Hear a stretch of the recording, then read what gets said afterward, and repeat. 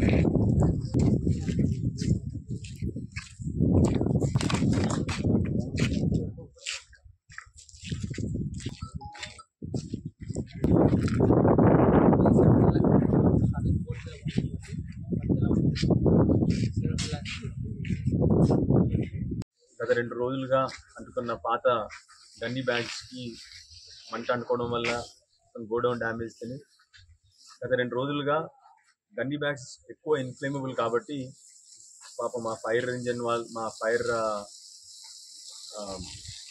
వాళ్ళు అదేవిధంగా ఆర్డీఓ గారు, ఎంఆర్ఓ గారు, సంబంధిత మున్సిపల్ కమిషనర్ గారు అందరూ ఇక్కడ కూర్చొని ఫైర్ ఇన్స్పెక్టర్ గారు అందరూ కూడా ఇక్కడ కంటిన్యూస్గా గత 2 రోజుల నుండి ఇది ఆర్పడానికి చాలా కష్టపడుతూ ఉన్నారు.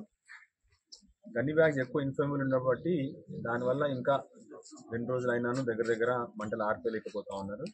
కానీ అందరూ కంటిన్యూస్గా లక్కీగా పక్కనే మాకు మిషన్ భగీరథ ట్యాంక్ ఉండడం వల్ల వాటర్ కూడా కంటిన్యూస్గా ఇక్కడికి అవైలబుల్గా ఉంది. అదేవిధంగా ఇప్పుడు గ్రాడ్యువల్గా కొద్దిగా మంటలు తగ్గినాయి. ఇవాళ వచ్చే 12 గంటలలో మొత్తం ఆరిపోద్దని చెప్పేసి కాన్ఫిడెన్స్ ఉందని చెప్పేసి సైదుల్ గారు ఇక్కడ ఉన్న ఫైర్ ఇన్స్పెక్టర్ చెప్పడం జరిగింది.